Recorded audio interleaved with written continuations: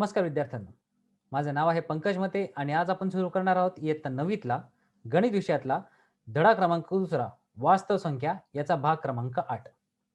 यात आपण मागच्या भागातला सुरू केलेला सराव संच आज आपण पूर्ण करूया. तर चला सुरू करूया या उरलेल्या सराव संचाचे प्रश्न सोडवायला. सराव संच 2.3. प्रश्न 6वा सोपे रूप द्या. पहिला प्रश्न आहे 5 वर्गमुळात 3 अधिक 8 वर्गमुळात 3. तर इथे तुम्हाला माहिती आहे वर्गमुळातल्या जे संख्या आहेत त्या समान घ्यायच्या आणि उरलेल्या संख्या कंसात लिहून त्यांची बेरीज किंवा वजाबाकी जी आहे ती करून उत्तर मांडायचे. तर चला सुरू करूया याच्या उत्तराला. तर पहिला प्रश्न आहे 5 वर्गमुळात 3 अधिक 8 वर्गमुळात 3.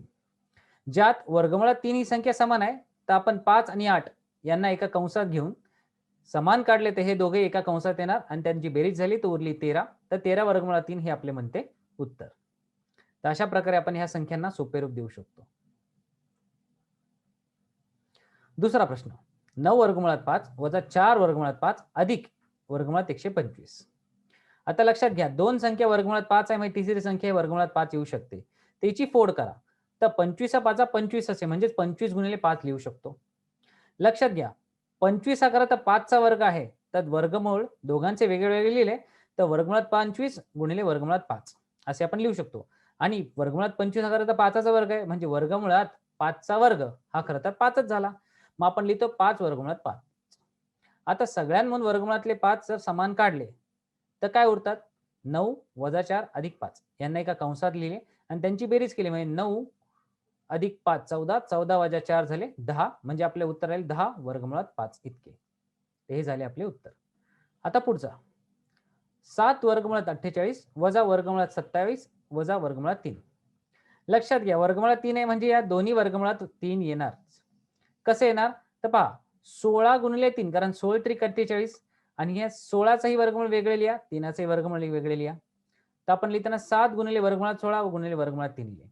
वरती आहे 27 27 म्हणजे 9 त्रिक 27 म्हणजेच काय 9चे वर्गमूळ वेगळे लिहा 3चे वर्गमूळ वेगळे लिहा. तर ते आपण लिहिले आणि इथे वर्गमुळात 3 वेगळे आहेतच. या सगळ्यांमधून वर्गमुळात 3 आपण समान काढू शकतो. त्याआधी 16 हा खरा तर 4चा वर्ग आहे तर वर्गमुळात 4चा वर्ग म्हणजे 4 आला. 9 वर्गमुळात 9 हा खरं ते 3चा वर्ग आहे म्हणजे वर्गमुळात 3चा वर्ग हे खरं तर झाली 3. तर इथे आले 7 चोक 28 इथे आला 3 आणि इथे फक्त वर्गमुळात 3. सगळ्यांच्या वर्गमुळातले 3 जर संख्या समान काढली तर काय उरते 28 वजा 3 वजा 1 तर ती किती उरते 24. मग आपण लिहिते 24 वर्गमुळात 3 हे आले आपले उत्तर. आता वळूया पुढच्या प्रश्नाकडे. वर्गमुळात 7 वजा 3/5 वर्गमुळात 7 अधिक 2 वर्गमुळात 7. लक्षात घ्या सगळ्यांमधून वर्गमुळात 7 जर समान काढले तर कंसात काय उरते इथे उरते 1 कारण याचा सहगुणक आहे 1. इथे वजा 3/5 आणि इथे आहे 2. तर बाकी दोन्ही संख्यांना आपण 5/5 ने गुणूया किंवा 1 अधिक 2 करूया म्हणजे आपले उत्तर आले 3 वजा 3/5. आता आपण याला 5/5 ने गुणले तर 15/5 आले. दोघांचा छेद समान झाला म्हणजे 15तून 3 गेले उरले 12/5 म्हणजे आपले उत्तर आले 12/5 वर्गमुळात 7. आता 7वा प्रश्न गुणाकार करा व सोप्या रूपात लिहा.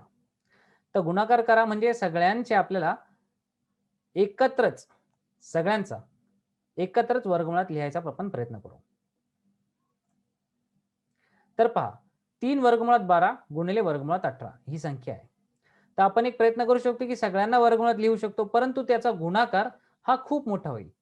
मग त्यातून समान काढणे अवघड होऊ शकते. मग आपण काय करू दिलेल्या संख्यांची फोड काढायचा प्रयत्न करू म्हणजेच काय 12 हा खरं तर 3 आणि 4 यांचा गुणाकार आहे म्हणजेच वर्गमुळात 4 गुणिले 3 लिहू शकतो.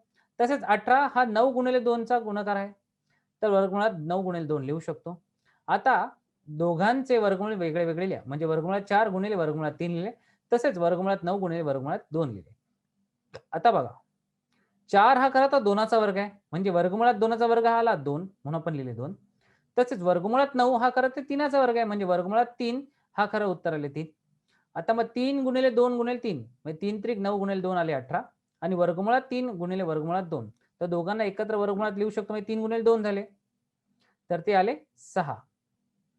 तर वर्गमुळात 6 म्हणजे 18 वर्गमुळात 6 हे उत्तर आपले आले. आता दुसरा प्रश्न 3 वर्गमुळात 12 गुणिले 7 वर्गमुळात 15. तर 12 आणि 15ची आपण फोड केली तर काय मिळाले? वर्गमुळात 4 गुणिले 3, 7 वेगळा लिहिला, वर्गमुळात 5 गुणिले 3. आता सगळ्यांचा गुणाकार वेगळा वेगळा लिहिला. तर पहा, 3 गुणिले वर्गमुळात 4, 4 हा खरं तर 2चा वर्ग आहे, मग वर्गमुळात 2चा वर्ग आला 2. वर्गमुळातले 3 संख्या वेगळी लिहिली, 7 तशीच ठेवली, वर्गमुळात 5 हा सेपरेट ठेवला आणि वर्गमुळात 3 आहे. आता वर्गमुळात 3 गुणिले वर्गमुळात 3 त्याचं उत्तर येते 3. तर ते आपण एकत्र लिहून इथे बाजूला लिहिले.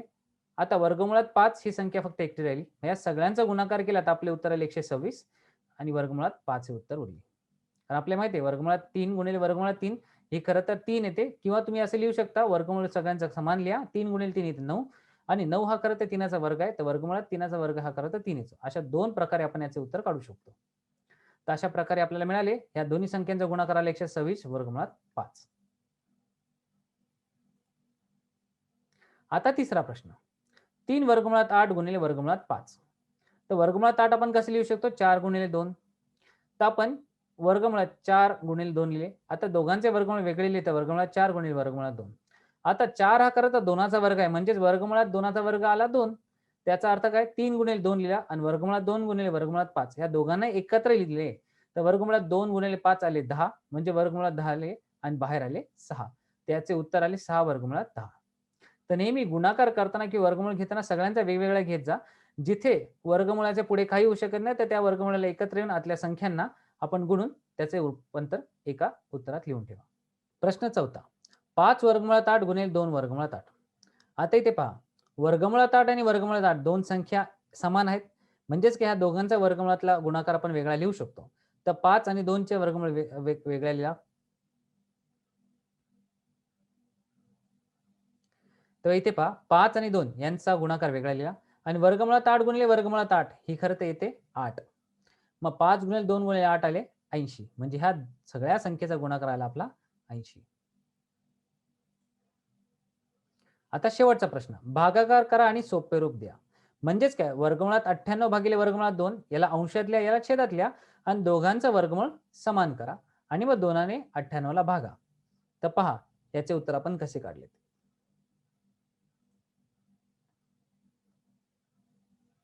तर बघा, वर्गमुळात 98 भागिले वर्गमुळात 2 होते. तर दोघांना अंश छेदात लिहिले, 98 अंशात लिहिला, वर्गमूळ 2 छेदात लिहिले. आता दोघांचे वर्गमूळ आहे तर दोघांना एकत्रित वर्गमूळ लिहिले. मग 98 छेद 2 आले. आता 2 ने 98 ला भागिले तर उत्तर येते 49 आणि 49 हा खरं तर 7चा वर्ग आहे. म्हणजे वर्गमुळात 7चा वर्ग हा येतो 7, म्हणून याचे उत्तर आले 7. पुढचा प्रश्न, 125 वर्गमुळात भागिले वर्गमुळात 50. तर याला 125 ला अंशात लिहा आणि वर्गमुळात 50 ला छेदात लिहा. आता दोघांचे वर्गमूळ समान आहे तर आपण 125 छेद 50 लिहिले. आता दोघांनाही 5 ने भाग लावू शकतो. तर 5 ने भागले तर काय होते? 5 गुणिले 25 आणि इथे 25 गुणिले 2 50 येतात. तर 25 25 एकमेकांना छेदात काटून जातात, तर उरतात काय? भागून गेल्यानंतर उरतात वर्गमुळात 5/2. तर हे उरले आपले उत्तर वर्गमुळात 5/2. समजा 5 ने भागायचे असेल तर 5 ने भागले तर 5 10 50 आणि हे 25 येणार. पुन्हा 25 छेद आपल्याला 10 आहेत तर पुन्हा आपल्याला 5 ने भागायला लागेल तर वरती 5 छेदात 2. तर हेच उत्तर आपल्याला मिळू शकते. तिसरा प्रश्न, वर्गमुळात 54 भागिले वर्गमुळात 27. तर पहा, दोघांना एकत्र अंशांश छेदात लिहा. तर 54 ला अंशात लिहिले, 27 ला छेदात लिहिले. दोघांचे वर्गमूळ असल्यामुळे दोघांना एकत्रित वर्गमुळात लिहिले. आता 27च्या पाड्यातच 54 येतात, 27 दुने 54, तेव्हा आपल्याला उत्तर आले वर्गमुळात 2. तर हे झाले यांचे उत्तर. आता चौथा प्रश्न, वर्गमुळात 310 भागिले वर्गमुळात 5. तर दोघांनाही अंशछेदात लिहिले तर दोघांचे वर्गमूळ समान आहे तर 350 छेद 5 लिहिले. बरोबर 5 ने भागले तर वर्गमुळात 62 आले. आता 62 ची फोड जरी केली तरी आपल्याला समान काय मिळत नाही, की वर्गमुळातून बाहेर येणारे कुठलाही वर्गमूळ किंवा इथे कुठलीही वर्ग असणारी संख्या मिळणार नाही. कारण 62 ला जर आपण 2 ने जर भागिले तर उत्तर येते 31. 31 कोणाचाच वर्ग नाहीये, त्यामुळे 62 जसे तसे ठेवले, त्यामुळे उत्तर आले वर्गमुळात 62. तर पहा, आज आपण काय शिकलो? आज आपण सराव संच 2.3 सोडवला. त्यात आपण दिलेल्या संख्यांचे, वर्गमुळातल्या दिलेल्या संख्यांचे सोपे रूप आपण केले. बेरीज करून केले, भागाकार करून केले, गुणाकार करून केले. तर अशा प्रकारचे प्रश्न आपल्याला परीक्षेत येतात, तेव्हा यांचा नीट अभ्यास करा. आपण इथेच थांबूया. पुढच्या भागात नवीन ह्या धड्याचा नवीन भाग शिकूया. तोपर्यंत धन्यवाद.